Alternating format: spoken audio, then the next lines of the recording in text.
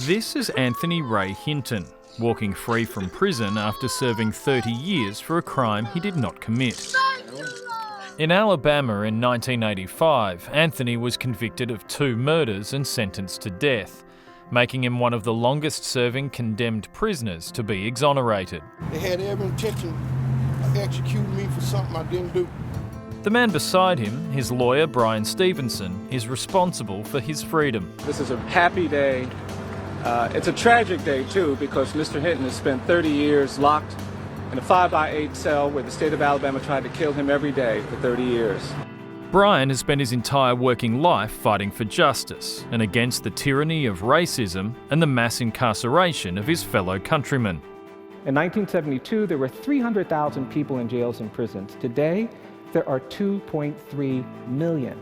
There are currently more than 3,000 people in the United States awaiting a death sentence, but the system that put them there is broken. For every 9 people who have been executed, we've actually identified one innocent person who's been exonerated and released from death row. Bryan and his colleagues at the Equal Justice Initiative in Alabama have also worked on numerous cases of children with life sentences. A lot of my clients are very young. The United States is the only country in the world where we sentence 13-year-old children to die in prison. But perhaps his most famous case was that of 46-year-old African-American Walter McMillan, a story that played out in the small town of Monroeville, Alabama, cemented into folklore as the setting for Harper Lee's best-selling book, To Kill a Mockingbird. Walter was judged by his colour, convicted, and sentenced to die in the electric chair. After 6 years on death row, Bryan and his team saved Mr. McMillan's life. An innocent man put on death row. Yeah. In the town where To Kill a Mockingbird took place. Have they not read the book?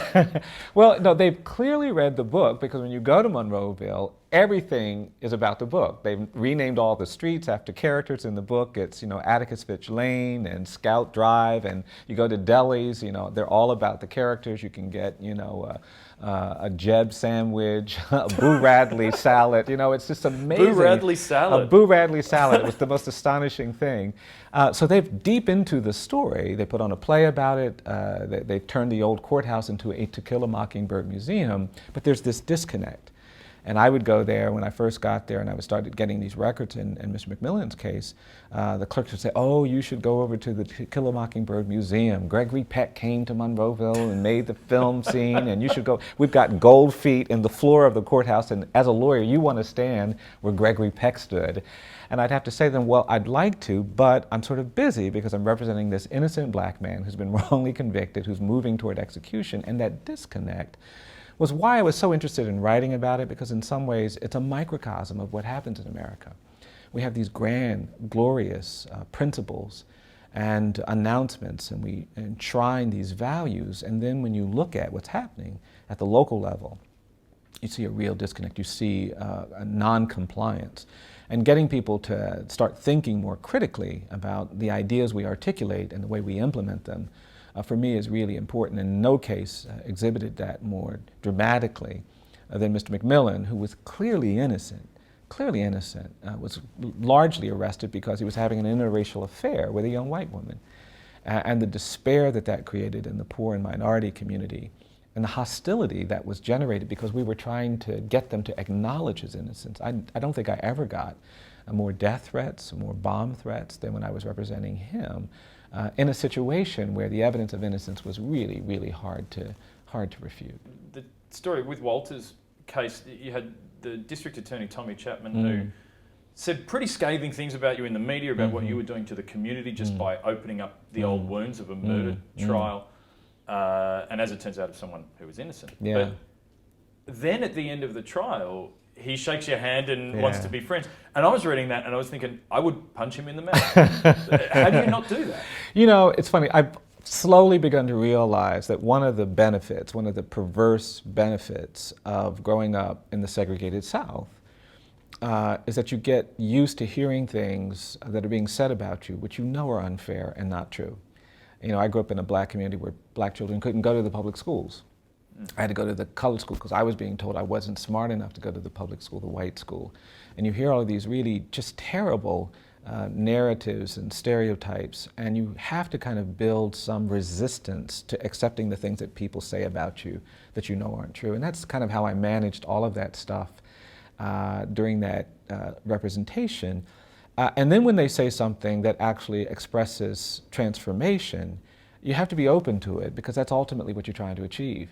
You know, I didn't just want to get Walter McMillian out of prison. I wanted that system of justice to change. I didn't want there to be more Walter McMillans. And sadly, there are too many Walter McMillans still on death row in America, still in jails and prisons. And so when a decision maker shows some understanding that they didn't have before, you have to embrace that. You want to reinforce that. You have to get past the kind of the instinct sometimes to just shove that person back and say, no, too late, and really try to kind of push them forward. Because, you know, my clients are not all innocent. They're people who've fallen down. They've made terrible mistakes. They've sometimes done really horrific things. And I want them to have a second chance. I want people to see that they're more than that crime. And I can't expect that for the people I care about, the people I represent, if I don't give that to people who have been hostile even to me, even my adversaries. We'll come back to Walter in a minute, but you raise an interesting point there. Is your mind is something of a weapon. It's your asset. Mm-hmm. Some would say that you could find more worthy causes than some people, like you say, that have committed some pretty horrible crimes. Yeah, I think for me, in America that has been so, I think, corrupted by the politics of fear and anger, I think over-incarceration and excessive punishment has defined a generation, and it has really stained America in ways that are profound and meaningful and will be long-lasting. And I really don't have difficulty asserting that it's as prominent and important an issue, as worthy a cause, if you will, as anything I can think of. I mean, I see the work that we're doing as really an extension of the work that was being done to overcome slavery, overcome the terrorism of lynching, overcome segregation, because I think the contemporary manifestation of our failure to deal with those issues is the American criminal justice system. The presumption of dangerousness and guilt that black and brown people are still being born with in America is, to me, a defining issue of inequality and injustice in America. That is institutional. That occurs in places like courthouses. It really is, and it's one of the reasons why I feel kind of this growing need to actually talk more about these other institutions, because today it seems easier to talk about slavery because we think it ended, 150 years ago. Today it seems easier to confront lynching because we think that we don't do that anymore. But at the time, I think the dynamics were exactly the same as what we're trying to deal with in dealing with mass incarceration. There is a narrative that sustains it, and we've got to change that narrative. And in many ways, it's the reason why our project is increasingly talking about things like slavery. We did a report last year about slavery in America and the slave trade. My office is on a street in Montgomery, Alabama, which was the most active slave trading space in America between 1850 and the end of the Civil War. And tens of thousands of enslaved people were brought to my street in Montgomery. And they got off a boat or a train car. They were locked together, chained together. They were paraded up the street. My office is where a slave warehouse used to exist. 150 yards to the east of my office is an auction site where thousands of people were sold into slavery. And if you came to Montgomery a year and a half ago, you'd find a city that loves talking about the mid-19th century. We have markers and monuments celebrating Jefferson Davis, the head of the Confederacy. The soldiers who fought to preserve slavery are all romanticized and honored. We've named streets after them, schools after them. It's a state holiday. Jefferson Davis's birthday is a state holiday. We don't have Dr. King Day in Alabama. We have Dr. King / Robert E. Lee Day. It's a segregated holiday. It's completely unconscionable. And nothing about slavery, not a single word. And we said, we're going to put this report out and we're going to put up markers and monuments about the slave trade in downtown Montgomery, and oh my God, the resistance. The Alabama Historical Commission said this will be too controversial.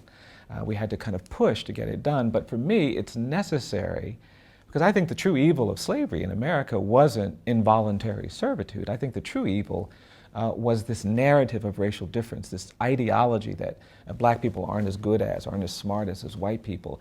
And because we never dealt with the true evil, our 13th Amendment didn't prohibit that ideology, it just prohibited involuntary servitude. I don't think slavery ended, I think it evolved. I think it turned into something else, which then became the next issue of lynching and terrorism, which then became racial segregation, and which has now become the presumption of guilt and dangerousness that leaves black unarmed men vulnerable to police shootings and over-incarceration and disproportionate punishment, a defining feature of American society. We have a similar problem with over-incarceration of our Indigenous population, but we seem to have even more trouble talking about it. And to some extent, when you try to bring it up to talk about it, there's a defensive reaction that you're calling everyone a racist. And how do you start that conversation? Yeah, it's a great question, because you're absolutely right. I think most societies have an instinct that when they know something bad has happened, when they know they've been complicit in doing something wrong and unfair and unjust, their tendency is to simply be silent about it. And what we know from just our intimate relationships with the people we love and care about, you don't get to build a healthy relationship by simply not talking about the bad things you've done, the mistakes you've done, the hurtful things you've said. You know, healthy relationships actually are built around having the courage to talk about the things that are problematic. If you don't talk about them, you end up in really problematic situations. And we've got to develop that consciousness as a society. And fortunately, there are countries that are doing it better than others. After apartheid in South Africa, there was a commitment to truth and reconciliation. In Rwanda, you have a lot of people saying we can't get past the genocide until we commit to talking about the ugliness of that era. You go to Germany. But part of that is forgiveness. Part of that is you have to confront it, but there has to be an element of forgiveness if you move forward. That's right. I think you can't demand forgiveness and reconciliation, but you can demand the truth. And decent people, when they hear the truth, will want to relate to that truth in a way where they seek forgiveness, where they want reconciliation. But what we've done in America, and to a certain extent in Australia, is not actually even tell the truth about the ugliness of what happened during the Stolen Generation, the ugliness of how we mistreated and abused Indigenous people in this country, the ugliness of slavery, the ugliness of terrorism and lynching in America, the ugliness of segregation. And that, for me, is the priority, is to kind of insist on the truth. And I'm ultimately persuaded that there are more decent people in America, in Australia, than not, and they will respond appropriately. You see this in Germany now, a nation that is forcing people to confront the legacy of the Holocaust. There are markers and monuments and the stones. The concentration camps have been turned into a place of reflection and sobriety, and I think that's a healthy step forward for that society, and we need to be looking to replicate that in places like Australia and America. You have the protection of a Bill of Rights and we don't. Would we be any better off with a Bill of Rights? I don't necessarily believe you would, because our Bill of Rights has existed for a long time, and during the time when we had that Bill of Rights, we also had slavery, we also had decades of racial terror, we had decades of segregation, we still have now mass incarceration. The Bill of Rights is important because it articulates the principles that can be invoked to protect the disfavored, the minorities, these communities that don't have political power, who are vulnerable to exploitation by those who do have power. But it's not enough. You actually protect the disfavored. You protect those who don't have power. When people who have power, when people who are favored get close enough to those communities and say, I'm with you. You protect these communities when people stand, when others are sitting, when people speak, when others are quiet. That's really the essential component of creating a society that doesn't continue to sustain the difficulties that Indigenous people have seen in this country. Bill of Rights is valuable. I'm not against it, but it's not sufficient in and of itself. And you ultimately need people to kind of talk more honestly about the challenges of living in a society that has had some horrific misconduct when it comes to dealing with First Peoples and Indigenous peoples. And I think we can get there, but we're going to have to kind of reorient and create new relationships and strategies for dealing with these historic injuries. But we also have a move towards the privatization of the prison system. That should be concerning us. Absolutely. I think there's no greater threat in America to reform than this, the evolution of these private interests, these moneyed interests in sustaining high levels of prison population. We've now got millions of dollars being spent by private companies given to legislators to lobby them to come up with new crimes to sustain this high level of incarceration. And I think that's unconscionable. To monetize exploitation, over-incarceration, excessive punishment, so that some profit from it, is to create a world where you're going to just see unbelievable imbalance, corruption, and abuse. And I think it's a really scary story, what's happened to private incarceration and the collateral industries. It's not just the private prisons themselves, it's the phone companies that get the contract to monopolize who can call in and out. It's the healthcare providers that provide healthcare services on a private basis and then minimize the quality of care because it's how they maximize profit. So yeah, I think it's absolutely appropriate for people to be vocal and vigilant in monitoring and resisting privatization in this country that becomes ultimately a barrier to reform. Getting back to Walter, which Yeah. is a dominant story in the book, the story Yeah. of Walter, you're getting death threats. You know, your personal safety, that of your staff, is under threat. Do you ever think, look, I'll tell you what, I'm just going to do a big celebrity case. I'm going to take a Phil Spector or an O.J. Simpson. I'll make enough money to fund the foundation. Yeah. You don't think like 6 easy months, maybe an easy year. You know, I'm really fortunate to be shaped by this community of people who've come before me. My grandmother was the daughter of people who were enslaved. And she talked to me about the stories her father told her about being enslaved. And that legacy, that narrative is very much in my head. My parents grew up during the time of lynching and terrorism. They were terrorized frequently. I saw the ravages of segregation and racial subordination. And when you are kind of shaped by that, you really can't look for exits when there's important work to be done. You can't really step back from challenges that have to be met if there's going to be forward progress. And so in that respect, I sort of feel like, you know, gosh, my grandmother and my great-grandparents overcame slavery. My grandmother survived terrorism at a time when there were no supports or resources. My parents made it through Jim Crow and segregation. I can deal with this hostility. Because as hard as my job is, I've never had to say, like the people who were in Montgomery a generation before me, my head is bloody but not bowed. I've never had to say that. And because I haven't had to say that, I think I have more and should do more. They had little and did a lot. And I just think that that means that, you know, it can't really have the kind of very tempting timeouts that sometimes emerge or take paths that are going to kind of get me away from meeting these challenges head on. For every victory, there is a defeat. What is that like, to make friends with someone, to become a part of each other's life and then to lose them to an execution? Yeah, it's devastating. I think because executions themselves are so devastating. You know, I've been in that situation. The first case I got involved in was a man I'd worked with for a very short period of time, but it was intense and we got very close. And being back there right before he was about to be executed was unbelievable. Nothing had prepared me for that. This was during the time when they execute people by electric chair. And the guards were required to shave the hair off this man's body to make him a more efficient conduit of this electricity that would kill him. And I was watching these guards shave this man, and it was the most heartbreaking thing I'd ever seen. They felt completely ashamed to be doing what they were doing, and the client was humiliated by it. And after he got up and he stood next to me and we were just having, it was emotional, and we were holding hands, and he was saying, "Bryan, it's been such a strange day." He said, "When I woke up this morning, all day long, people have been saying, 'What can I do to help you?' When I woke up this morning, the guards came to me and said, 'What do you want for breakfast?'